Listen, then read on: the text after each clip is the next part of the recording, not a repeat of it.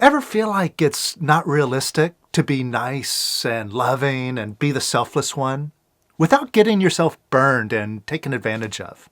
But being loving does not mean being a pushover. In fact, I'm going to show you today how to stand up for yourself while being nice and loving and have everything go your way. Check this out.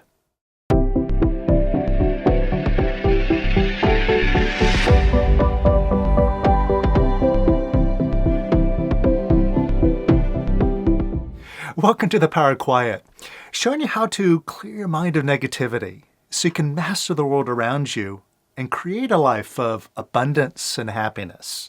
And if that's what you'd like to create, then make sure you're subscribed here, because what we do is we show you how to do it. We don't just talk about it.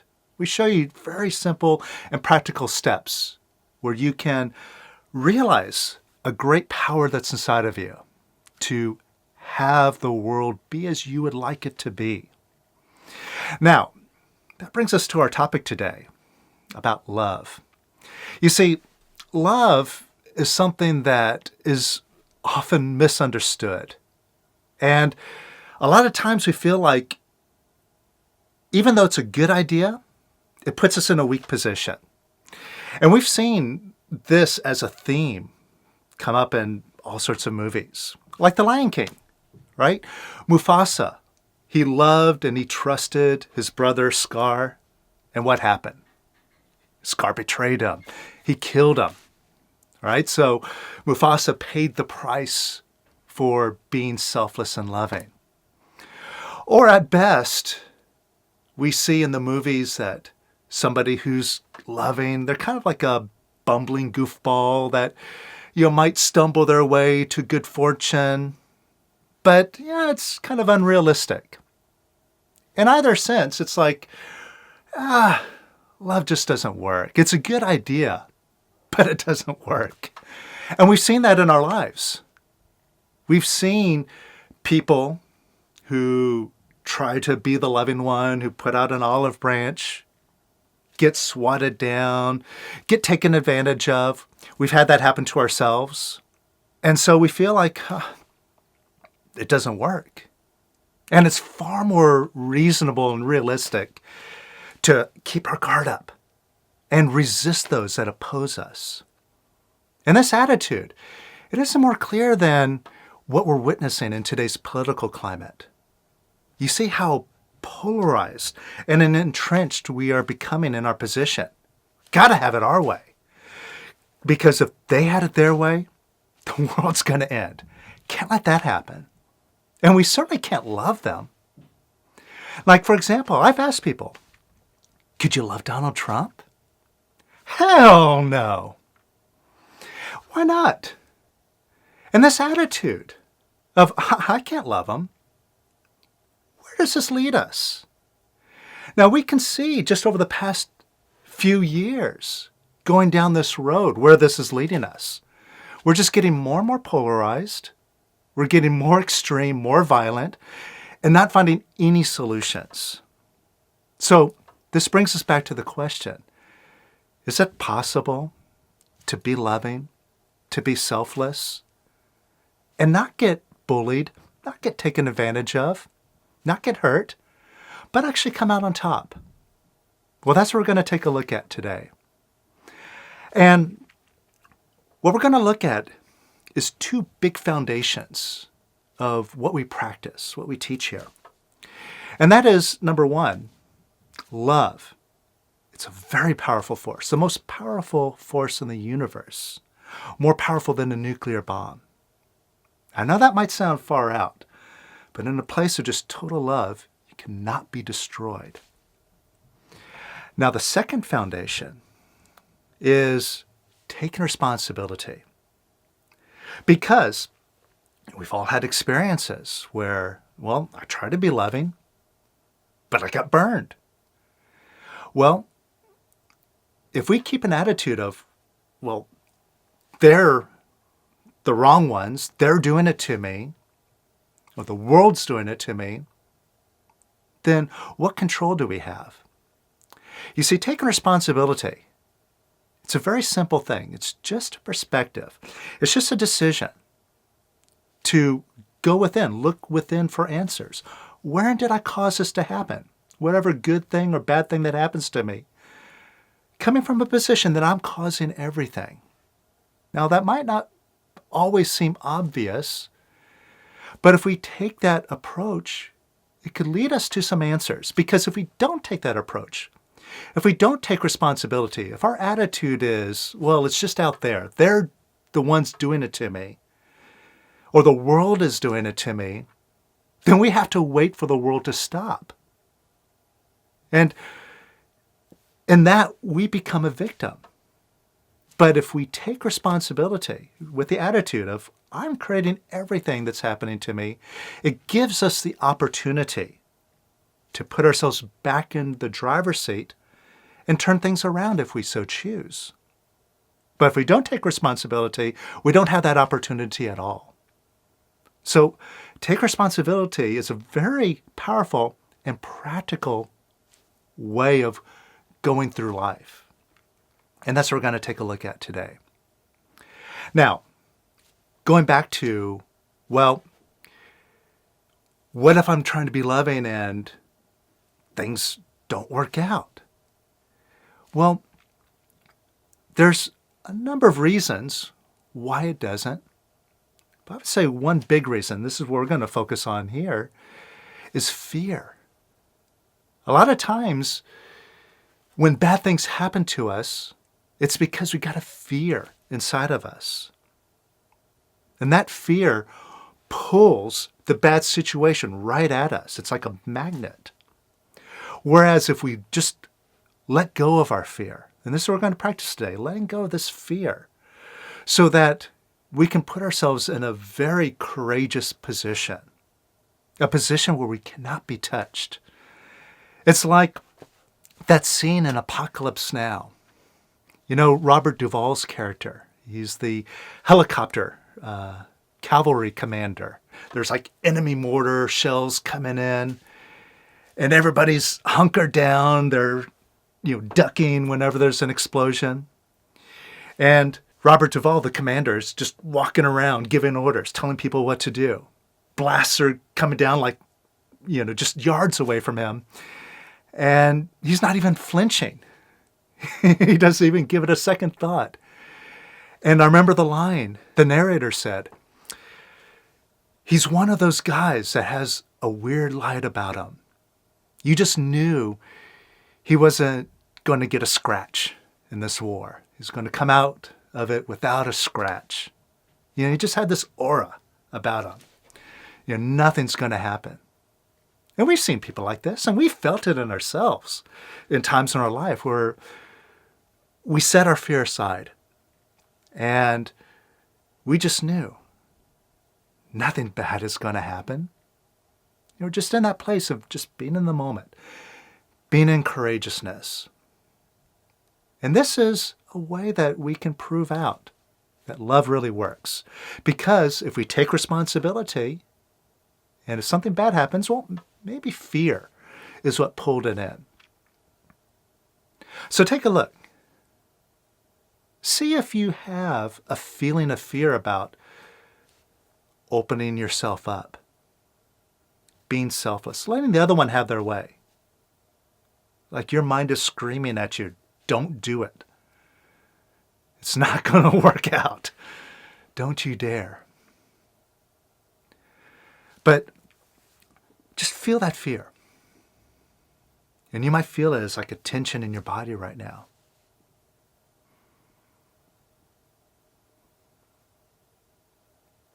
And just see if from time to time you fight with your fear. You struggle with it. And you do your best to manage it and push it down. Basically, these ways of managing it, when you have that fear, you say no to that fear. Like, fear, I don't want you right now. I don't like you. Get out of here. But when you say no to that fear, does it make the fear go away?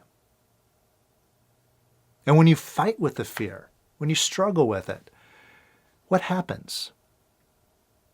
You just hold on to it. You keep it. So, let's do something different than saying no to the fear, something different than fighting with it, and practice love. And let's start very simply by getting in touch with the fear. And what I want you to do is measure that fear on a scale of 0 to 10. 10 being the most fearful, like, if I set aside, my resistance, my being on guard, I can't let that happen. Something bad is going to happen. If it's at a 10, that's the most fearful. If it's at a 0, it's the least fearful. Just measure where you're at. And feel that fear, whether it's at a 2, a 5, or 10, or even higher. And notice your attitude towards that fear. Can you see that a lot of times that attitude is just, no. God, there's fear. What do I do with the fear? And that attitude is saying no to it. And that doesn't work. That doesn't make the fear go away. So instead, let's do something different. Now look at that fear. Get in touch with that fear. And could you say yes to that fear? Just say yes to it. That's all. See, yes, it's a start of love. It's a very simple thing. Just say yes to the fear. And say yes to the fear a little bit more.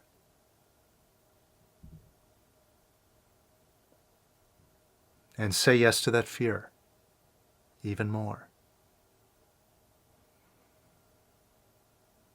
And say yes to it even more. And even more.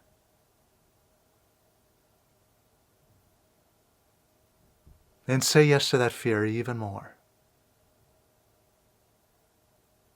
And more. And even more.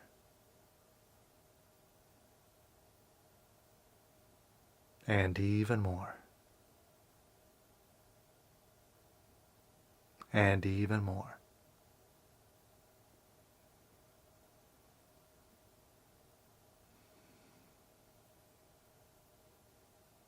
All right, now measure yourself again. And see if that number dropped. Maybe a little bit, maybe a lot. Just see if that number is lower. And see if you feel a little bit lighter, less fearful. All right, you see, when you say no, you actually push the fear down and you're collecting it. You're actually keeping it. But when you say yes, it actually leaves. It goes. And see, we become so conditioned in our life to say no, to resist, to fight, to not love. Not only our own feelings like fear, but everything else around us. And it doesn't make those problems go away. It doesn't make the feelings go away. It only makes it worse. But when we turn around and just say yes, yes, yes, you see, now you get what you really want. And it's not something that the mind will always understand. But it's something that when you experience it, like right now, you see, all right, I feel a little bit lighter. That's not so bad. So could you say yes to that fear a little bit more? And could you say yes to the fear a little bit more? And could you say yes to it even more? And even more. And even more. And even more. And how does that feel? Lighter? All right, now that you got a little movement going here, let go pushing down on the rest of the fear. Let it come up. And you could even ask the fear. You could talk to it. You could talk to your feelings. Ask the fear if it wants to leave. Just ask it. What does the fear say? Hell yeah, I want to leave, right? And when you say no, you're not letting it leave. When you say no to the fear. But when you say yes, it comes up and it leaves. So you're letting it come up. So let go pushing down on the fear. Just let it come up and let it leave.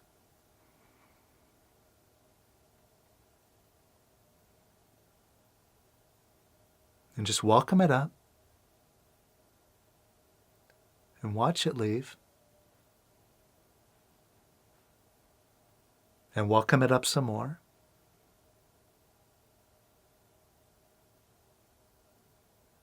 And let it leave even more. And even more. And even more.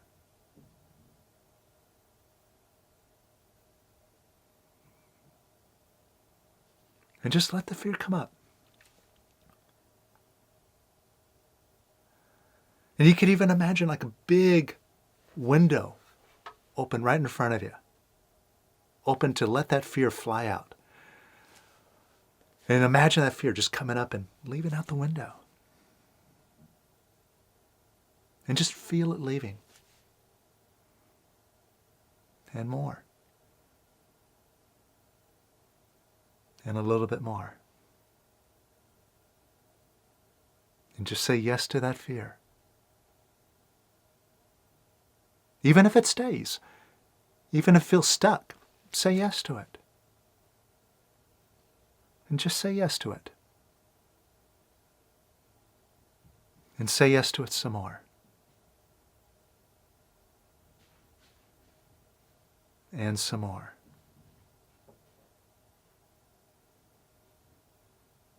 And how does that feel? Does that feel lighter? And do you feel more centered? More courageous, more confident? More at ease? More powerful?